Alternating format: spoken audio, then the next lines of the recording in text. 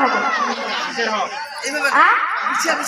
ঘরবাড়ির মধ্যে যে মানে পয়সাগুলো হোক, 1,20,000 টাকার মধ্যে যে পয়সাগুলো মারে রাজনীতিরা, আমরা সেটাই হকটা করে নাটক করে দেখাবো।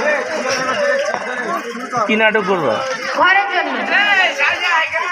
ঘরের জন্য কাকে আবেদন করবা তুমি?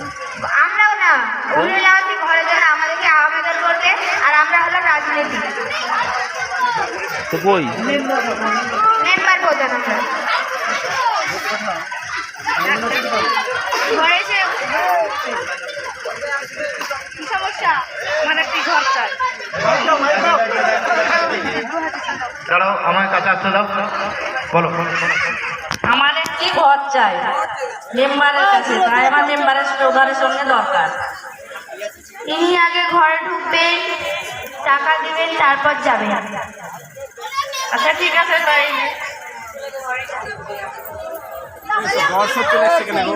আমার একটি ঘর চাই আপনাদের কাছে, দয়া করে একটি ঘর দেবেন। ঠিক আছে, আমরা ঘর দিয়ে দেবো, কিন্তু আপনি যে 1,20,000 টাকা ব্যাংকে পাবেন, তার মধ্যে আমাদেরকে অর্ধেক কমিশন দিতে হবে। অর্ধেক দিলে তাহলে আমার কি থাকবে? আপনাদেরকে যদি অর্ধেক দিব তাহলে এটা আমরা বলতে পারবো না। আপনি যদি পয়সা চান তাহলে আমাদেরকে 50% দিতে হবে। তাহলে আপনি কি তাহলে মানে আমাকে অর্ধেকটা আমার কাছে দিবেন?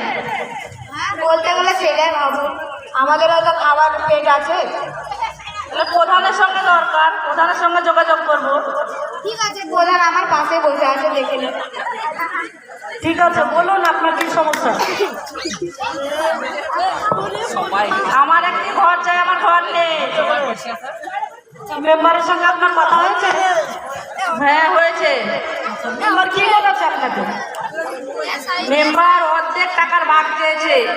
আচ্ছা ঠিক আছে, শুনুন, মেম্বার যা বলেছে থাক, আমি যেটা আপনাকে বলছি সেটা হচ্ছে আপনার কাছে কত টাকা চেয়েছে আপনার মধ্যে? অর্ধেক টাকার ভাগ চেয়েছে, তাহলে 60,000 টাকা চেয়েছে, তাই তো? হ্যাঁ।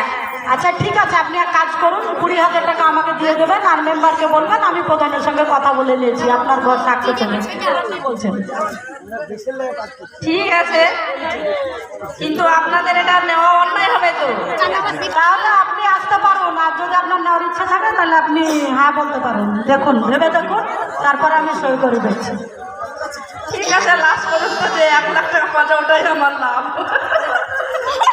আচ্ছা ঠিক আছে, আমি আপনার ঘরটা পাস করে দিচ্ছি, আপনি অ্যাকাউন্ট নাম্বারটা পরশু দিন এসে জমা করে দেবেন।